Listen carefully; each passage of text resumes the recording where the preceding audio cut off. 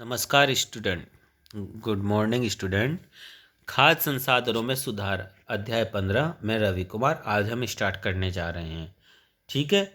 हम सब जानते हैं कि जीवधारियों को भोजन की आवश्यकता होती है और भोजन से हमें प्रोटीन, कार्बोहाइड्रेट, वसा, विटामिन और खनिज लवण प्राप्त होते हैं। इन सभी तत्वों की आवश्यकता हमारे विकास और वृद्धि तथा स्वास्थ्य के लिए होती है। पौधे तथा जंतु दोनों ही हमारे भोजन के मुख्य स्रोत हैं। अधिकांश भोज्य पदार्थ हमें कृषि अथवा पशुपालन से प्राप्त होते हैं। हम प्राय समाचार पत्रों में पढ़ते हैं कि कृषि उत्पादन तथा पशुपालन को बढ़ाने के प्रयास हो रहे हैं। यह आवश्यक क्यों है? हम वर्तमान उत्पादन स्तर पर ही क्यों नहीं निर्वाह कर सकते? भारत की जनसंख्या बहुत अधिक है और हमारे देश की जनसंख्या भी 100 करोड़ से अधिक है और इसमें लगातार वृद्धि हो रही है। इस बढ़ती हुई जनसंख्या के लिए अधिक अन्न उत्पादन की आवश्यकता होगी।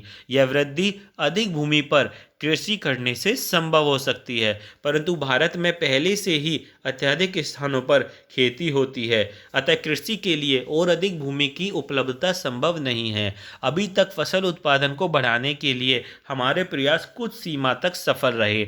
हमने हरित क्रांति द्वारा फसल उत्पादन में वृद्धि की और श्वेत क्रांति द्वारा दुग्ध का उत्पादन भी बढ़ा दिया और उसका अच्छा प्रबंधन भी किया। इन क्रांतियों को प्रक्रिया में हमारी प्राकृतिक संपदाओं का बहुत अधिक उपयोग हुआ। इसके परिणाम स्वरूप हमारी प्राकृतिक संपदा को हानि होने के अवसर बढ़ जाते हैं, जिसमें प्राकृतिक संतुलन बिगड़ने का खतरा बढ़ गया है। अतः यह महत्वपूर्ण हो जाता है कि फसल उत्पादन बढ़ाने के हमारे प्रयास पर्यावरण को संतुलित बनाए रखने वाले कारकों को क्षति ना पहुंचाएं।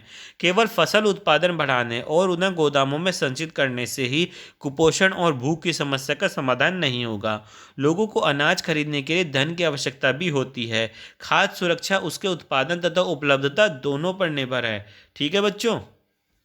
हमारे देश की जो अधिकांश जनसंख्या है अपने जीवन यापन के लिए कृषि पर निर्भर है। इसलिए कृषि क्षेत्र में लोगों की आय भी बढ़नी चाहिए, जिससे कि भूखे की समस्या का समाधान हो। कृषि से अधिक उत्पादन प्राप्त करने के लिए हमें वैज्ञानिक प्रबंधन प्रणालियों को अपनाना होगा। सपुष्पनीय जीवन यापन के लिए मिश्रित खेती, अंतरा फसलीकरण तथा संगठित कृषि प्रणाली अपनानी चाहिए। उदाहरण के लिए पशुधन, कुक्कुट पालन, मत्स्य पालन, मधुमक्खी पालन के साथ कृषि। अब क्या होता है बच्चों? फसल उत्पादन में उन्नति। ऊर्जा की आवश्यकता के लिए अनाज, गेहूं, चावल, मक्का, बाजरा, ज्वार से कार्बोहाइड्रेट प्राप्त होता है। दाल जैसे चना, मटर, उड़द, मूंग, अरहर, मसूर से प्रोटीन प्राप्त होता है और तेल वाले बीजों से सोया, मूंगफली, तिल, अरंड, सरसों, अलसी, सूरजमुखी से हमें आवश्यक वसा प्राप्त होती है। सब्जियां, मसाले तथा फलों से हमें विटामिन और खनिज लवण, कुछ मात्रा में प्रोटीन, वसा तथा कार्बोहाइड्रेट भी प्राप्त होता है। चारा फसलें वसीम, जेई अथवा सूडान घास का उत्पादन पशुधन के चारे के रूप में किया जाता है। अब क्या होता है बच्चों कि विभिन्न फसलों के लिए भिन्न जलवायु संबंधी परिस्थितियां, तापमान तथा दीप्तकाल की आवश्यकता होती है, जिससे कि उनकी समुचित वृद्धि हो सके और वे अपना जीवन चक्र पूरा कर सके। दीप्त काल सूर्य प्रकाश के काल से संबंधित होता है। पौधों में पुष्पन तथा वृद्धि सूर्य प्रकाश पर निर्भर करती है। जैसा हम जानते हैं कि पौधे सूर्य के प्रकाश में प्रकाश संश्लेषण द्वारा अपना भोजन बनाते हैं। कुछ ऐसी फसलें जिन्हें हम वर्षा ऋतु में उगाते हैं खरीफ फसल बोलते हैं, जो जून से आरंभ होती है और अक्टूबर मास तक रहती है। कुछ फसलें शीत ऋतु में उगाई जाती हैं, जो नवंबर से अप्रैल मास तक रहती हैं। इन फसलों को हम रबी फसल बोलते हैं। धान, सोयाबीन, अरहर, मंगा, मूंग, उड़द खरीफ फसल है। गेहूं, चना, मटर, सरसों, अलसी रबी फसल है। भारत में 1952 से 2010 तक कृषि भूमि में 25% की वृद्धि हुई है, जबकि अन्न की पैदावार में 4 गुनी। पैदावार में यह उन्नति कैसे हुई? यदि हम कृषि में शामिल प्रणाली के विषय में सोचें तो उनको 3 चरणों में बांटा जाता है। बीज का चुनना, उचित देखभाल और तीसरी खेतों में उगी फसल की सुरक्षा और कटी हुई फसल को हानि से बचाना।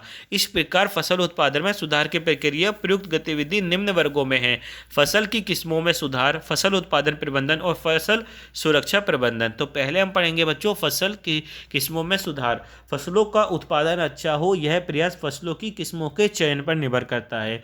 फसलों की किस्म या प्रभेदों के लिए विभिन्न गुणों को प्रतिरोधकता क्षमता, उर्वरकों के प्रति अनुरूपता, उत्पादन का चयन प्रजनन द्वारा कर सकते हैं। फसल की किस्मों में ऐच्छिक गुणों का संकरण द्वारा डाला जाता है। संकरण विधि में विभिन्न आनुवांशिक गुणों वाले पौधों में संकरण करवाते हैं। यह संकरण अति किस्मीय है, अंतस्पीशीज अथवा अंतरावंशीय हो सकता है। फसल सुधार की दूसरी विधि ऐच्छिक गुणों वाले जीन का डालना। इनके परिणाम स्वरूप आनुवंशिक रूपांतरित फसलें प्राप्त होती हैं। नए प्रभेदों को अपनाने से पहले यह आवश्यक होता है कि फसल की किस्म विभिन्न परिस्थितियों में, जो विभिन्न क्षेत्रों में भिन्न भिन्न होती है, अच्छा उत्पादन दे सके। किसानों को अच्छी गुणवत्ता वाले विशेष बीज उपलब्ध होने चाहिए, अर्थात बीज उसी किस्म के होने चाहिए जो अनुकूल परिस्थितियों में अंकुरित हो सके। कृषि प्रणाली तथा फसल उत्पादन मौसम, मिट्टी की गुणवत्ता, पानी की उपलब्धता पर निर्भर करती है। चूंकि मौसम परिस्थितियां, सूखा, बाढ़ का पूर्वानुमान कठिन है, इसलिए ऐसी किस्में अधिक उपयोगी है जो विविध जलवायु परिस्थितियों में उग सके। उच्च उत्पादन प्रति एकड़ फसल की उत्पादकता बढ़ाना। उन्नत किस्में फसल उत्पादक की गुणवत्ता प्रत्येक फसल में भिन्न होती है। ठीक है। जैविक तथा अजैविक प्रतिरोधकता। जैविक तथा अजैविक परिस्थितियों के कारण फसल उत्पादन कम हो सकता है। परिकुलन काल में फसल को उगाने से पहले कटाई तक कम से कम समय लगाना आर्थिक दृष्टि से अच्छा होता है। इससे किसान प्रतिवर्ष अपने खेतों में कई फसलें उगा सकता है। कम समय होने के कारण फसल उत्पादन में धन भी कम खर्च होता है। ठीक है। व्यापक अनुकूलता। व्यापक अनुकूल वाली किस्मों का विकास करना और विभिन्न पर्यावरण परिस्थितियों में फसल उत्पादन को स्थायी करने में सहायक करना। ऐच्छिक सस्य विज्ञान गुण। चारे वाली फसलों के लिए लंबी तथा सघन शाखाएं ऐच्छिक गुण हैं।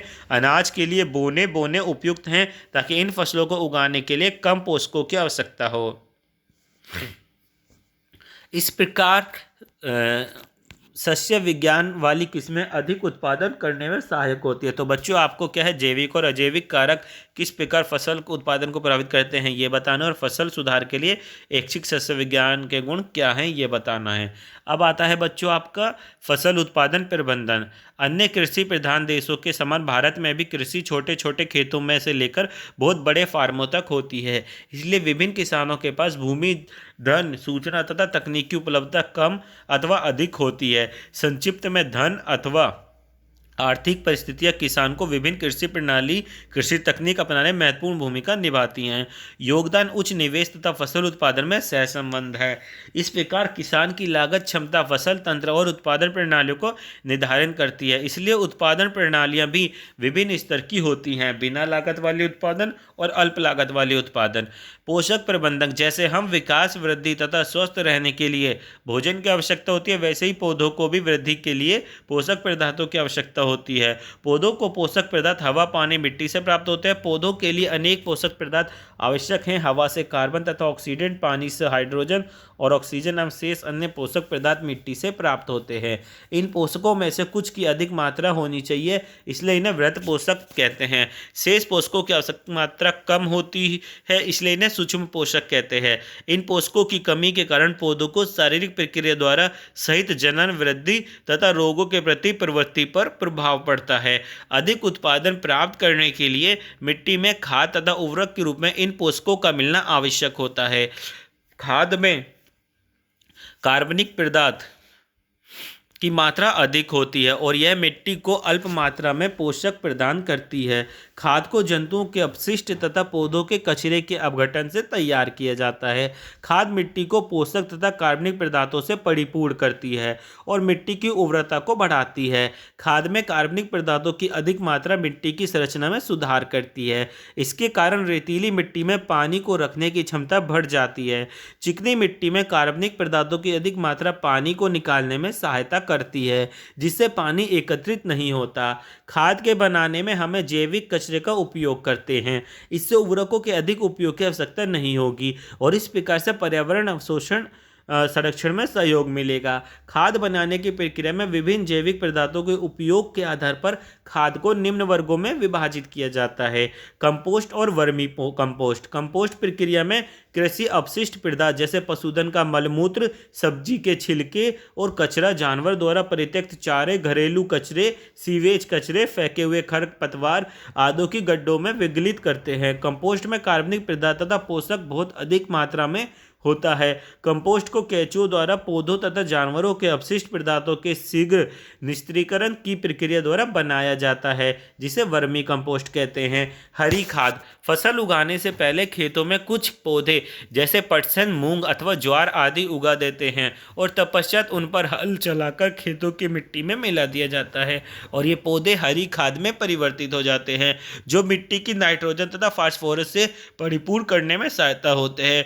उर्वरक। उर्वरक रासायनिक रूप से तैयार पादप पोषक हैं। उर्वरक नाइट्रोजन, फास्फोरस और पोटेशियम प्रदान करते हैं। इनके उपयोग से अच्छी कायिक वृद्धि होती है और स्वस्थ पौधों की प्राप्ति होती है और अधिक उत्पादन के लिए पौधों उर्वरकों का भी उपयोग होता है, परंतु ये आर्थिक दृष्टि से महंगे पड़ते हैं। उर्वरकों का प्रयोग बड़े ध्यान से करना चाहिए और उसके सदुपयोग के लिए इसकी खुराक की उचित मात्रा, उचित समय उर्वरक देने से पहले उसके बाद की सावधानियों को अपनाना चाहिए। उदाहरण के लिए कभी कभी उर्वरक अधिक ऊंचाई के कारण पानी में बह जाते हैं और पौधे उसका पूरा अवशोषण नहीं कर पाते। उर्वरक की अधिक मात्रा जल प्रदूषण का कारण बनती है। जैसा कि हमने पिछले अध्याय में पढ़ा, उर्वरक का सतत प्रयोग मिट्टी की उर्वरता को घटाता है क्योंकि कार्बनिक पदार्थ की पुनः पूर्ति नहीं हो पाती और इससे सूक्ष्मजीव एवं भूमिगत जीवों का जीवन चक्र अवरुद्ध हो जाता है। उर्वरकों का प्रयोग द्वारा फसलों का अधिक उत्पादन कम समय में प्राप्त करते हैं, परंतु यह मृदा की उर्वरता को क्या करता है,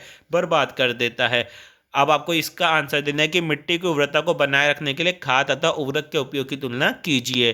कार्बनिक खेती करने की वह पद्धति है जिसमें रासायनिक उर्वरक, पीरकनाशी आदि का उपयोग बहुत कम या बिल्कुल नहीं होता और इस पद्धति में आधिकारिक कार्बनिक खाद, कृषि अपशिष्ट का पुनर्चक्रण, जैविक कारक जैसे कि नील हरित शैवाल का संवर्धन जैविक उर्वरक बनाने में होता है। नीम की पत्ती, हल्दी के विशेष रूप से जैव कीटनाशक के रूप में खाद्य संग्रहण में प्रयोग किया जाता है। अब बच्चों, सिंचाई। भारत में अधिकांश सिंचाई खेती पर आधारित होती है, जो वर्षा होती है, अर्थात अधिकांश क्षेत्रों में फसल की उपज समय पर मानसून आने वाले वृद्धि काल में उचित वर्षा होने पर निर्भर करती है। इसलिए कम वर्षा होने पर फसल उत्पादन कम होता है। फसल की वृद्धि काल में उचित समय पर सिंचाई करने में संभावित फसल उत्पादन वृद्धि हो सकती है। इसलिए आधिकारिक कृषि भूमि को संचित करने के लिए बहुत से उपाय किए जाते हैं। पानी की कमी अथवा वर्षा की अनियमितता के कारण सूखा होता है। वर्षा पर अधिकांशतः कृषि को सूखे से बहुत हानि होती है, विशेषतः उन क्षेत्रों में जहां पर किसान फसल उत्पादन में सिंचाई का उपयोग नहीं कर पाते और केवल वर्षा पर निर्भर रहते हैं। हल्की मृदा धातुओं में पानी को संचित रखने में क्षमता होती है, इसलिए जिन क्षेत्रों में हल्की मृदा होती है वहाँ पर सूखे के कारण फसलों को बहुत अधिक हानि होती है। वैज्ञानिकों ने कुछ फसलों की ऐसी किस्में तैयार की जो सूखे की स्थिति को सहन कर देती हैं। भारत में अनेक पानी के स्रोत हैं और विभिन्न प्रकार की जलवायु। इन परिस्थितियों में विभिन्न प्रकार की सिंचाई की विधियाँ पानी के स्रोत की उपलब्धता के आधार पर अपनाई जाती हैं। इन स्रोतों के कुछ उदाहरण कुएं, नहर, नदियाँ, तालाब। कुएं दो प्रकार के होते हैं, खुदे हुए, एक नलकूप। खुदे हुए कुएं द्वारा भूमिगत जल स्तरों में स्थित पानी को एकत्रित किया जाता है। नलकूप में पानी गहरे जल स्तरों से निकाला जाता है। नहरें, यह सिंचाई का एक बहुत विस्तृत और व्यापक तंत्र है। इनमें पानी एक या अधिक जलाशय अथवा नदियों से आता है। मुख्य नहर से शाखाएं निकलती हैं जो विभाजित होकर खेतों में सिंचाई करती हैं। नदी जल उठाव प्रणाली, जिन क्षेत्रों में जलाशय से कम पानी मिलने के कारण नहरों का बहाव अनियमित अथवा पर्याप्त होता है, वहां जल उठाव प्रणाली अधिक उपयोगी होती है। नदियों के किनारे स्थित खेतों में सिंचाई करने के लिए नदियों से सीधे ही पानी निकाला जाता है। फसल पैटर्न, अधिक लाभ प्राप्त करने के लिए फसल उगाने की विभिन्न विधियों का उपयोग कर सकते हैं। मिश्रित फसल में दो या दो से अधिक फसलों को एक साथ एक ही खेत में उगाया जाता है, जैसे गेहूं, चना, गेहूं, सरसों, मूंगफली, सूर्यमुखी। इसमें हानि होने की संभावना कम होती है क्योंकि फसलों के नष्ट हो जाने पर फसल उत्पादन की आशा बन जाती है। अंतरस फसलीकरण में दो अथवा दो से अधिक फसलों को एक साथ एक ही खेत में निर्दिष्ट पैटर्न पर उगाते हैं। कुछ पंक्तियों में एक प्रकार की फसल अनेक एकांतर में स्थित दूसरी पंक्तियों में दूसरे प्रकार की फसल उगाते हैं। इसके उदाहरण हैं सोयाबीन, मक्का, बाजरा, लोबिया। फसल का चुनाव इस प्रकार होता है कि उनकी पोषक तत्वों की आवश्यकताएं भिन्न भिन्न होती हैं और पोषकों का अधिकतम उपयोग होता है। इस विधि द्वारा पीड़क व रोगों को एक प्रकार की फसल के सभी पौधों में फैलने से रोका जा सकता है और इस प्रकार दोनों फसलों से अच्छा उत्पादन भी किया जा सकता है। अब होता है किसी खेत में क्रमवार एवं पूर्व नियोजित कार्यक्रम के अनुसार विभिन्न फसलों के उगाने को फसल चक्रण कहते हैं। परिपक्वन काल के आधार पर विभिन्न फसल सम्मिश्रण के लिए फसल चक्र अपनाया जाता है और एक कटाई के बाद कौन सी फसल उगानी चाहिए यह नमी तथा सिंचाई की उपलब्धता पर निर्भर करती है। यदि फसल चक्र उचित ढंग से अपनाया जाए तो एक वर्ष में 2 अथवा 3 फसलों से अच्छा उत्पादन हो सकता है। ठीक है बच्चों, आज के लिए इतना ही। तो आप ये लिख लेंगे जो बताया। जय माता दी।